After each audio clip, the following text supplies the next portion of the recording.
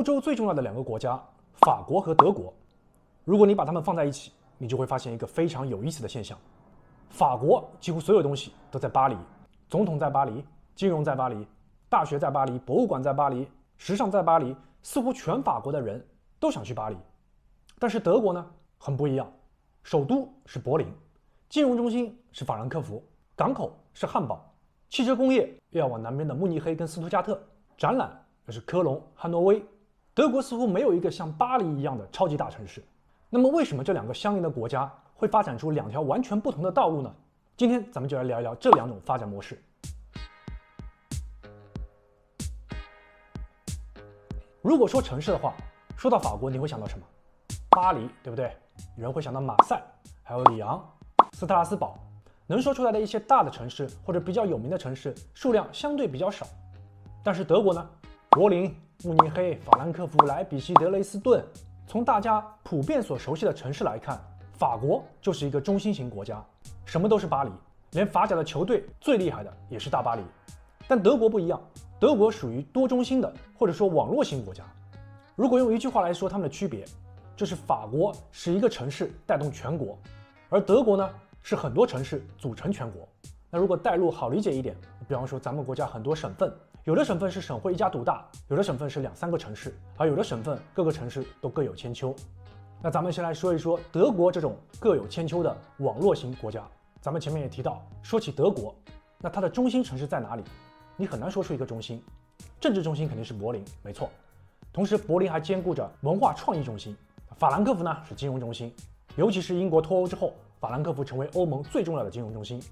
而德國的現代製造業跟高科技產業又聚集在南邊，尤其是它的汽車產業就以慕尼黑跟斯圖加特為主。而很多看起來不起眼的，或者說風景優美的旅遊型城市，卻是一個個的科研重鎮，比如說海德堡。那除了單個城市之外，有的城市還會一起組合成為一個區，比如說科隆、杜塞爾多夫、艾森，這個就組合成了德國歷史上非常重要的工業區魯爾區。所以你看啊，德國有很多城市人口只有20-30萬，但是它卻有頂尖的大學、頂級的國際企業，還有完善的公共服務，絲毫不比一個傳統的大城市差。所以德國這樣的多中心發展，它的一個核心不是去打造一座超級城市，而是讓多個城市共同來承擔國家的發展職能，就是讓全國各地都有一個相當的生活水平。換句話說，德國所希望的理想型社會，就是一個年輕人他不需要跑到首都，也能夠找到好工作，接受優質的教育，享受完善的醫療，還有公共服務。那德國怎麼就發展成這種模式了呢？除了後面的規劃之外，它還有自己的歷史原因。德國的統一直到1871年才完成，在這之前都是一個個的小城邦、小國家，還有自由市。比如先前提到的柏林就屬於普魯士的，慕尼黑屬於巴伐利亞，斯圖屬於福騰堡，而法蘭克福就是一個自由市。那每一個邦國都有自己獨立的系統，那有首府、大學、法院、商業中心，還有自己的工業體系。那德國統一之後，這些城市並沒有失去原來的地位，而是保留了原有的功能。那德國後來又建起了聯邦制，所以16個州有相當大的自治權，各個地方負責自己的文化、教育、警務很多職能。同時呢，大量的企業，所謂的隱形冠軍，依舊扎根在原先自己的地方，並沒有一起遷到柏林或者周圍的大城市。即使統一了，大家各自都過得挺好，而後面的規劃更加強化了這種差異。德國有嚴格的城市規劃制度，公眾參與度也非常高，而且德國城市的發展理念以公共交通為優先。這幾個因素組合在一起，就共同強化了這個多中心的格局。德國能超過100萬人口的城市只有4個：柏林、漢堡、慕尼黑還有科隆，而絕大多數的人口都分散地生活在10來萬左右的城鎮當中。所以它雖然超過100萬的城市只有4個，但是它有11個都市圈，這幾個大的都市圈承載了全國70%的人口和就業，而且各個城市圈職責明確。剛剛提到的法蘭就是金融圈，杜塞那邊之前的魯爾區就是工業，這也避免了單一城市一家獨大的局面。德國的相關法律也規定要追求全境公共服務和生活質量的平衡。那這就意味着，無論是小城市還是100萬人口的大城市，在基礎設施、醫療教育還有商業配套上面，差距要盡量減小。所以德國的發展，它不是要建一座最好的城市，而是要建許多座不錯的城市。那這一點就特別有意思。如果說德國的發展，它的邏輯是分散，那法國呢，肯定就是集中。在法國，幾乎所有的重要資源全部都圍繞着巴黎布局。政治、金融、文化、頂級高校、國際企業總部，連法甲也不意外。你能說得出來的，在法國的各個方面，巴黎幾乎都涵蓋。而巴黎都市圈的人口超過1200萬，接近法國全國人口的1/5，而整個經濟總量占法國全國的1/3，可見它的體量龐大。那巴黎這個局面同樣有它的歷史原因，可以說巴黎並不是天生就是現在的巴黎，而是法國通過1000年把全國的資源不斷向巴黎集中。首先從中世紀開始，法國的各路國王生活幾乎都在巴黎，而大革命之後，法國的行政職能繼續向巴黎集中。工業革命之後，鐵路全部通向巴黎，年輕人都湧向巴黎。而現在全球化之後，各路的國際企業總部都放在巴黎，最後就形成了大城市的馬太效應，把人全部吸向巴黎。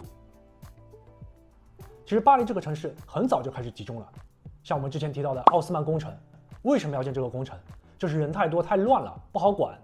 所以奧斯曼把整個巴黎全部梳理了一遍。而現在為什麼巴黎有拉德芳斯新區？總部太多了嘛，裝不下了嘛，要開闢一個新的地方來安放一些新的企業，把人從老城區遷過去。所以從城市發展的角度來說，巴黎並不是規劃出來的，而是集中起來的。那麼來對比一下這兩種模式的差異。德國怎麼做的？多中心、網絡型，所以它用嚴格的法律保障城市規劃，提高公眾的參與度，公共交通優先，然後發展中等城市，注重生態保護。它的目的好像就是避免要出現巴黎這樣的超級城市。德國發展最成功的城市不是它的首都柏林，反之柏林可能在大城市中，從人均的经濟角度來說還是比較靠後的。它所成功的城市是那些人口只有20-30萬的小城市。德國的理念是多個城市共同發展，國家才能更加均衡，這樣就業機會就更加分散，中小城市就更加有活力，那人們就不必削尖腦袋擠到同一個地方去。那這樣的城市有沒有缺點？有，因為沒有真正意義上的超級城市，所以它的国際影響力容易被分散，而且很多企業需要跨城協作，雖然城市跟城市之間距離並不遠。而法國模式，它相信呢，打造一個足夠強的超級城市，就可以提升整個國家的國際競爭力。這個模式的優勢也非常明顯，全球影響力強，知名企業聚集，能夠迸發出新的創新，而且容易形成世界級的都市區。而它的缺點也非常明顯，就是容易得大城市病，房價高，交通擁堵，年輕人不斷湧入巴黎，導致地區差距越來越大。其實巴黎也意識到了這樣的問題，所以才會建各個新區。他努力的想去巴黎化，但是一旦形成超級都市，一旦形成馬太效應，想要削弱這種差距，削弱這種負面影響，實際上是非常難的。那從個人角度來說，更喜歡哪一種呢？那作為我來說，更喜歡德國這種多中心的網絡型的發展模式，因為它確實能滿足這種15分鐘生活圈的規劃理念。因為每個城市都很小，即使像法蘭克福這樣的城市也非常小，如果要出城，半個小時、1個小時，所以法蘭克福周邊很多小的城市駐紮的很多國際企業。整個黑森州的首府並不是法蘭克福，而是旁邊的威斯巴登，也不遠。再往南一點就是達姆施塔特，坐火車1個多點小時就到了海德堡，所以日常出行非常便利，花在交通上面的時間非常的少。跨城也是一樣，只要德鐵不晚點的話。今天很多國家都在思考如何建設世界级的城市，但是德國給出了另一種答案。可能對於國家来說，真正重要的不是建設一座最耀眼的城市，而是讓更多城市都有發展的機会。法國用一座巴黎塑造了國家的全球影響力，而德國用一張城市網支撐起了整個國家的制造業、創新能力還有生活品質。其實歐洲還有很多模式，比如西班牙的馬德里、巴塞羅那双核心模式，意大利的北部工業區或者叫米蘭模式。如果放到我們國家那麼多省份，各個模式其實都有。所以最重要的不是一股腦儿依葫蘆畫瓢照搬，而是根据自身情況選擇一個適合自己發展的模式。因為城市的樣子都是由它的歷史、制度還有經濟共同塑造的。最後再說一下德國，德國沒有巴黎，並不是因為它做不到，而是它選擇了另一種道路，不是讓所有人都奔赴一座城市，而是讓每一座城市都值得奔赴。所以德国没有巴黎，或者說德國有很多個自己的巴黎。德法這兩種模式並不是2選1，而是可以相輔相成。因為一座偉大的城市可以照亮一個國家，而一張優秀的城市網絡可以支撐一個國家走得更遠。好了，以上就是本期視頻的全部內容，下期再見。